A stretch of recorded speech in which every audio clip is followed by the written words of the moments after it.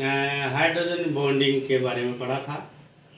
Hydrogen bonding क्या होता है, हाइड्रोजन बॉन्डिंग कितने प्रकार का होता है और हाइड्रोजन बंध के द्वारा विभिन्न प्रकार के कंपाउंड्स पर उनके भौतिक गुणों पर क्या प्रभाव पड़ता है, वो सारी डिटेल पिछले वीडियो में हमने पढ़ी थी।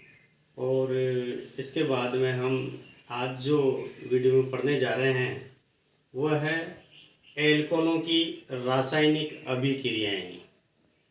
एल्कोहलों की जो रासायनिक अभिक्रियाएं हैं प्रमुख रूप से रिएक्शंस बहुत सारी है, लेकिन सिलेबस में हम जो पढ़ेंगे उनके बारे में डिटेल से यहाँ पर हम एक एक करके पढ़ेंगे।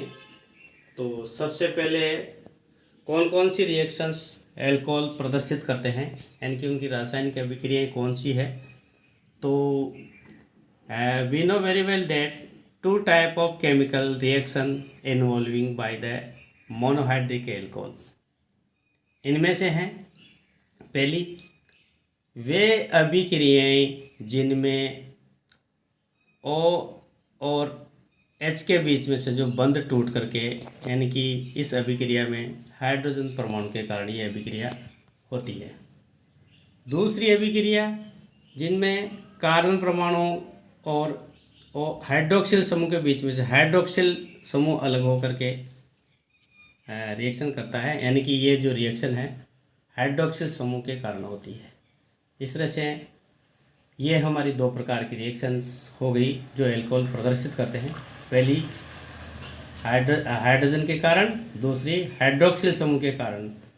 तो इसको हम क्रम से एक एक पढ़ेंगे। सबसे पहले नंबर वाली रिएक्शन है reaction due to the cleavage of OH bond, यानी कि हाइड्रोजन द्वारा प्रदर्शित की जाने वाली अभिक्रिया। इस अभिक्रियाओं में एक एक करके डिटेल पढ़ेंगे हम। सबसे पहले अम्लीय प्रकृति को दर्शाने वाली अभिक्रियाएं, acidic nature of alcohol. Acidic nature of alcohol जो रिएक्शंस है वह सबसे पहले जो नंबर 1 में है, जब किसी विद्युत धनी धातुओं जैसे सोडियम है, पोटेशियम है, कैल्शियम है, मैग्नीशियम है आदि के एल्कोहल की क्रिया करते हैं तो एल्कोऑक्साइड बनता है और हाइड्रोजन मुक्त होती है। जैसे ये जो एल्कोहल है ROH एंड सोडियम धातु से रिएक्शन करवाते हैं तो RONA हाइड्रोजन की जगह सोडियम लग जाता है और एल्कोऑक्साइड बन जाता है, हाइड्रोजन मुक्त हो जाती है। ये एथिल एल्कोहल का एग्जाम्पल लेने पर भी ये सोडियम एथॉक्साइड बन जाता है।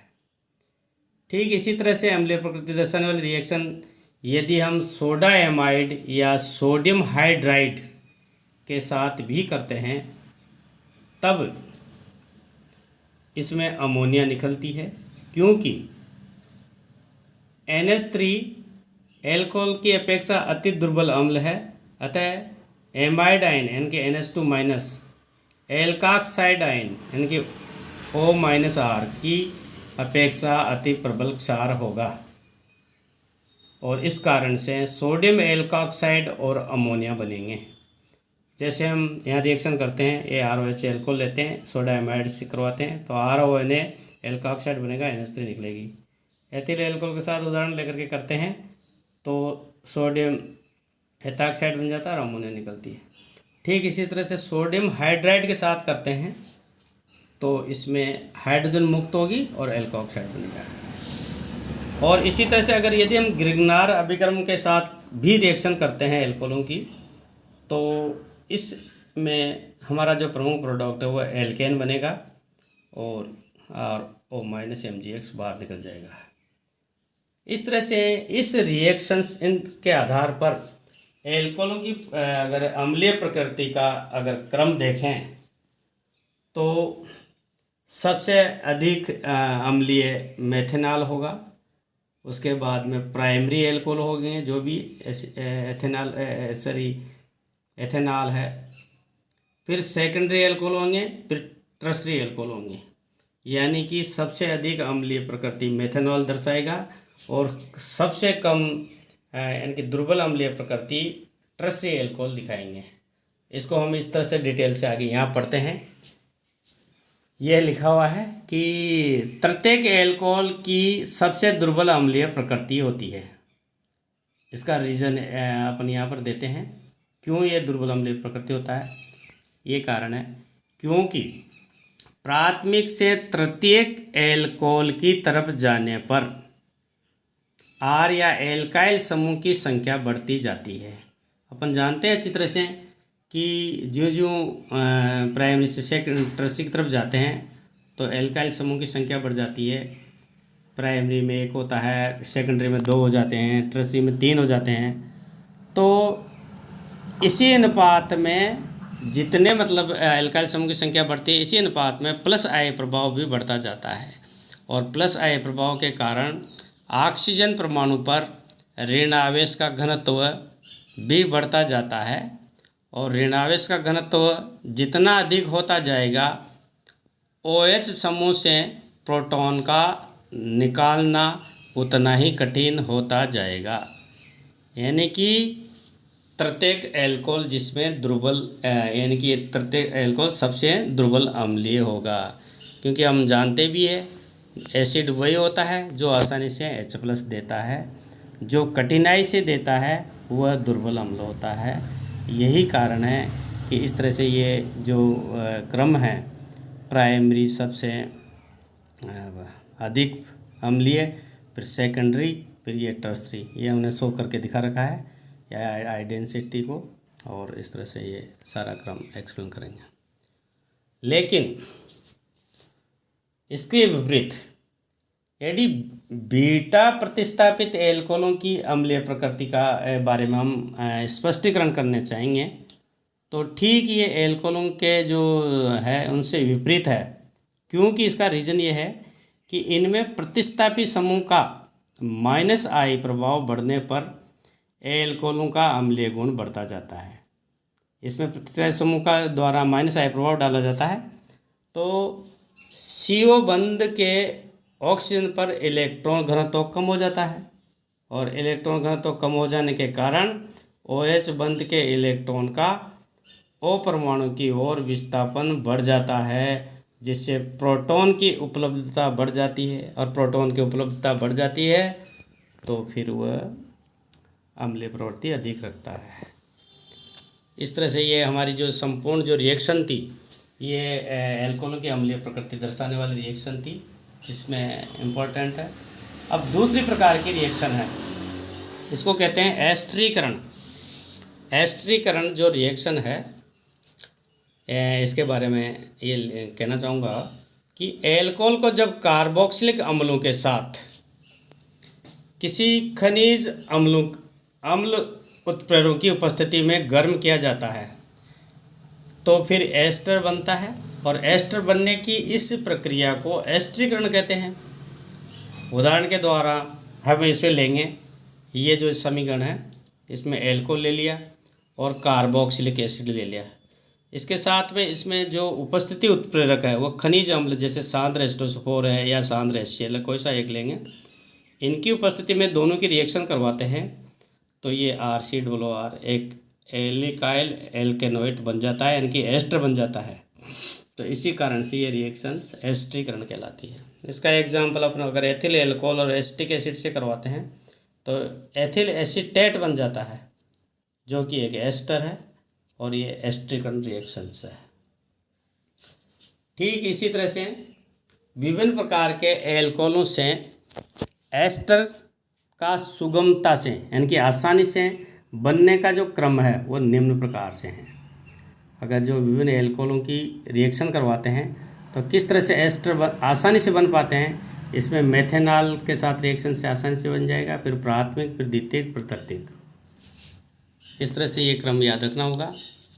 अब पढ़ेंगे हम एस्टरीकरण अभिक्रिया की क्रियाविधि, यानी कि mechanism of esterification reaction. What is the mechanism of esterification of reaction.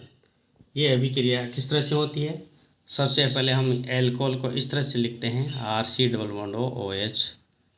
इस रिएक्शन में ऑक्सीजन पर जब किसी खनिज अम्ल उत्प्रेरक की उपस्थिति में जो H+ प्रोटॉन होता है वह यहाँ पर ऑक्सीजन से इस जगह पर अटैक करता है और ये प्रोडक्ट बनता है। इसका अनुनाद होने पर इसको ठीक इसका विपरीत इस तरह से लिख सकते हैं, OH या इस तरह से, एक ही बात है। और इनका जो हाइब्रिड, संकर हाइब्रिड है इन दोनों कंपाउंड का, वो उसको इस तरह से लिख सकते हैं। अब एल्कोहल की अटैक इस प्रोडक्ट पर होती है, तो वह एल्कोहल जो है इस ऑक्सीजन परमाणु पर यहाँ पर अटैक करेगा, तो इस तरह से O+ 2 मोलिक्यूल और R- बना लेगा और ये H, ये प्रोडक्ट बन जाएगा। इस प्रोडक्ट में जो हाइड्रोजन परमाणु है इस OH समूह से रिएक्शन करके OH2 बना लेता है, ये इस तरह से ये प्रोडक्ट बन जाएगा सेकंड।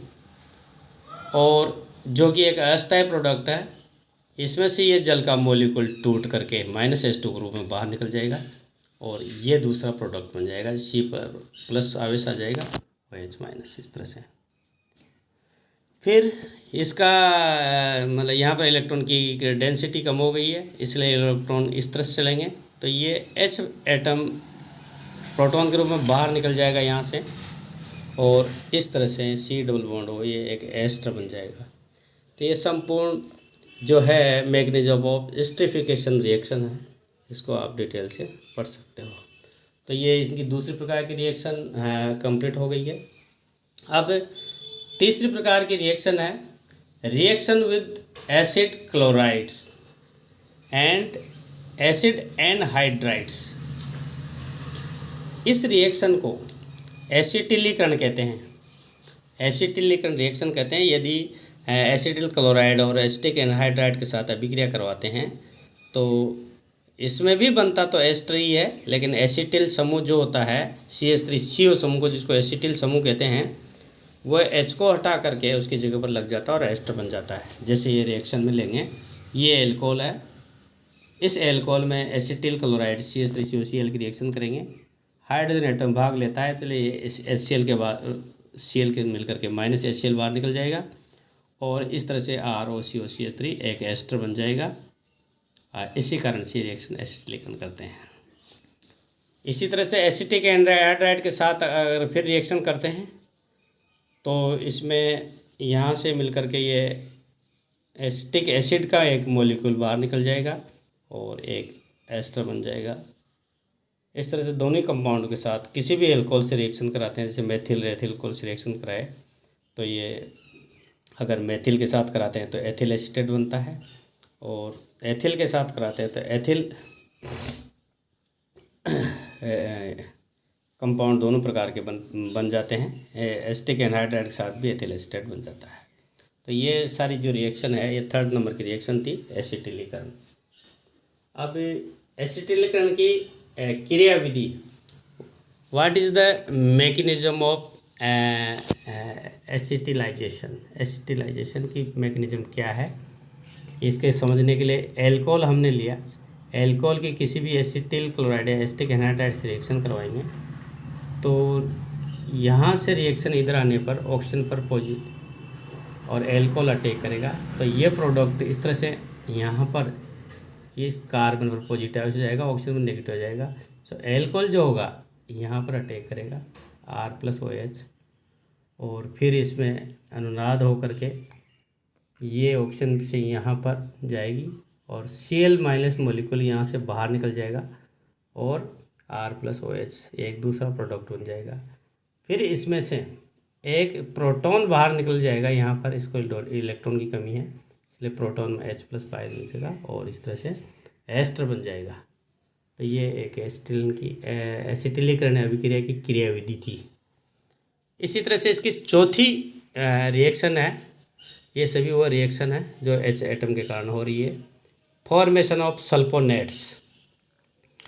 तो यदि किसी एल्कोहल की रिएक्शन एल्काइल सल्फोनेट क्लोराइड के साथ करते हैं तो फिर उसमें सल्फोनेट्स कंपाउंड बनते हैं, जैसे RSO2Cl ये है, इसकी एल्कोहल से रिएक्शन कराए Cl और H एटम मिल करके HCl बाहर निकल जाएगा। ये रिएक्शन क्षारीय माध्यम या पिरिडिन की उपस्थिति में होगी और ये RSO2OR- एल्किल सल्फोनेट नामक कंपाउंड बन जाएगा। जैसे हमने ये इसकी एरोमेटिक सल्फोनेट कंपाउंड है, इसकी रिएक्शन करने पर HCl निकलने पर एथिल पैराटोलुइन सल्फोनेट कंपाउंड बन जाता है। तो ये हमारी चौथी रिएक्शन थी। ठीक इसी तरह से reaction with GR Grignard reagent के साथ अभिक्रिया। यदि किसी एल्कोहल की ग्रिग्नार्ड अभिक्रम के साथ अभिक्रिया करते हैं तो उसमें मुख्य जो प्रोडक्ट है वह एल्केन बनता है। वही सब H एटम भाग लेता है, ये RA दोनों मिलकर के RS-H एल्केन बना लेते हैं। बाकी ये जो मटेरियल बाहर निकल जाएगा, इसका हमें मतलब नहीं है, केवल ऑर्गेनिक प्रोडक्ट एल्केन बनता है। उदाहरण के रूप में जैसे एथिल एल्कोहल से रिएक्शन करेंगे और मेथिल मैग्नीशियम ब्रोमाइड GR अभिकर्मक है, तो इसमें हमारा मेथेन नामक गैस बन जाएगी। इस तरह से ये इसकी 5 रिएक्शन हमारे यहाँ ख़त्म होती है। अब आता है विहाइड्रोजनीकरण, डिहाइड्रोजिनेशन। विहाइड्रोजनेशन का मतलब होता है हाइड्रोजन का बाहर निकल जाना। इसके लिए क्या प्रक्रिया करनी पड़ेगी? जब एल्कोहलों की वाष्प को गर्म तांबे पर से प्रभावित किया जाता है, एल्कोहल की वाष्प लेंगे और उसको गर्म CU पर प्रभावित करते हैं, तो प्राइमरी सेकेंडरी एल्कोहलों का विहाइड्रोजीकरण हो करके, यदि हम प्राइमरी एल्कोहल लेते हैं और सेकेंडरी एल्कोहल लेते हैं तो उनका विहाइड्रोजन होकर के प्राइमरी से एल्डिहाइड बनेगा और सेकेंडरी से कीटोन बनते हैं। किंतु ये यहाँ पर ध्यान देने बात है, जब टर्शरी एल्कोहल का विहाइड्रोजन करना चाहेंगे तो उसका विहाइड्रोजनीकरण न हो करके उसका निर्जलीकरण होगा, यानी कि डिहाइड्रेशन होगा, यानी कि जल का मॉलिक्यूल बाहर निकलेगा। ध्यान देने की बात है। और इस तरह से ये अभिक्रिया यहाँ पर हम इसको शो करते हैं इधर देखने के लिए। सबसे पहले हम लेते हैं प्राइमरी एल्कोहल। प्राइमरी एल्कोहल का प्रवास CU, इसका टेम्परेचर लगभग 300-350 सेंटीग्रेड रखते हैं। यहाँ से और यहाँ से हाइड्रोजन निकलती है और ये एसिटाल्डिहाइड बन जाएगा, यानी कि प्राइमरी एल्कोहल के द्वारा एल्डिहाइड बनते हैं। अगर हम सेकेंडरी एल्कोहल लेते हैं, जैसे ये है, इसमें से यहाँ से दोनों ये निकल जाएगी, वही CU 300-350 सेंटीग्रेड टेम्परेचर रखेंगे, हाइड्रोजन बाहर निकल जाएगी और एसीटोन यानी कि कीटोन बन जाएंगे। ये ठीक ध्यान देने के लिए, अगर टर्शरी एल्कोहल लेते हैं तो उसमें जो है डिहाइड्रोजनेशन ना हो करके डिहाइड्रेशन होगा, यानी कि जल का मॉलिक्यूल बाहर निकलेगा। जैसे एग्जांपल में ये है हमारा टर्शरी एल्कोहल, इसमें से यहाँ से H और OH मिल करके ये -H2 मॉलिक्यूल निकलेंगे। कहाँ पर रहेगा? 300 सेंटीग्रेड 350 रहेगा और आइसोब्यूटीन बनेगा। और आइसोब्यूटीन का भी यदि हम आगे और करते हैं तो फिर ये कीटोन में चेंज हो जाती है। इस आइसोब्यूटीन है, इसकी रिएक्शन मैंने यहाँ लिखी नहीं, लेकिन इसका भी आगे ये एसीटोन में परिवर्तित हो जाती है। तो इस तरह से ये हमारी टोटल रिएक्शन थी विहाइड्रोजनीकरण। अब एक इसी तरह से सिंपल रिएक्शन है ऑक्सीडेशन ऑफ एल्कोहल। हम किस तरह से एल्कोहलों का ऑक्सीडेशन होता है, इसमें सबसे पहले हमारे को ये पढ़ना होगा कि ऑक्सीडेशन करने के लिए कौन कौन से ऑक्सीकारक अभिकर्मक जरूरत है। इसमें हम लेंगे अम्लीय पोटेशियम डाइक्रोमेट K2Cr2O7 या अम्लीय अथवा क्षारीय KMnO4 या अम्लीय या क्षारीय पोटेशियम परमैंगनेट। इनकी उपस्थिति में यदि प्राइमरी एल्कोहलों का ऑक्सीडेशन करते हैं तो एल्डिहाइड बनता है, और इन्हीं की उपस्थिति में अगर सेकेंडरी एल्कोहलों का करते हैं तो कीटोन बनता है, और टर्शरी एल्कोहलों का अगर ऑक्सीडेशन करते हैं तो एल्कीन बनते हैं। तो ये यहाँ पर हम इन सब्सटेंस की उपस्थिति करेंगे। तो सबसे पहले प्राइमरी एल्कोहल लिया, ये ऑक्सीडेशन किया, वही एसिटिक डाइक्रोमेट किया। इनमें से कोई सा एक लेंगे, या अम्लीय क्षारीय KMnO4 या अम्लीय K2Cr2O7, तो ये एल्डिहाइड बन गया। इस तरह से सेकेंडरी एल्कोहल लिया, इसका ऑक्सीडेशन किया तो कीटोन बन गया। इसी तरह से ये टर्शरी एल्कोहल लिया, इसका ऑक्सीडेशन किया तो ये पहले एल्किन बन गई और एल्किन का आके फिर ऑक्सीडेशन करने पर ये कीटोन बन जाती है और इस तरह से ये एल्कोन का ऑक्सीडेशन हो गया। अब आता है इसका विशिष्ट अभिकर्मक द्वारा ऑक्सीडेशन, लास्ट रिएक्शन है। तो विशिष्ट अभिकर्मक में जो है वो है एल्यूमिनियम तृतीयक ब्यूटा ऑक्साइड यानी कि CH3 3CO(3L। एल्यूमिनियम तृतीयक ब्यूटा ऑक्साइड एक विशेष अभिकर्मक है। अगर इसकी उपस्थिति में सेकेंडरी एल्कोहल को एसीटोन के साथ रिफ्लक्स किया जाए तो उसका ऑक्सीकरण और एसीटोन का अपचयन हो जाता है, जो कि ये अपचयन ओपन आर ऑक्सीकरण के नाम से जाना जाता है। कैसे? इसको आप रिएक्शन के दौरान पढ़ सकते हो। ये वाला रिएक्शन है, ये 2-ब्यूटेनॉल सेकेंडरी एल्कोहल है, इसकी रिएक्शन एसीटोन से करते हैं और जो विशेष अभिकर्म का नाम है एल्यूमिनियम तृतीयक ब्यूटा ऑक्साइड, ATB लिख रखा है मैंने। तो यहाँ पर ब्यूटेनॉन एक का ऑक्सीकरण हो रहा है, दूसरे का अपचयन हो रहा है। तो इस तरह से ये जो रिएक्शन सारी जो हो गई, सारी जो रिएक्शन थी, ये टोटल रिएक्शन हाइड्रोजन परमाणु के द्वारा प्रदर्शित की जाने वाली रिएक्शन थी। और ये सारी रिएक्शन मुख्य अभिक्रिया, और भी रिएक्शन है लेकिन यहाँ पर सिलेबस में यही चीज़ें हम स्टडी करेंगे और आगे नेक्स्ट वीडियो में OH समूह के द्वारा प्रदर्शित की जाने वाली अभिक्रियाओं के बारे में पढ़ेंगे। सभी को बहुत बहुत धन्यवाद।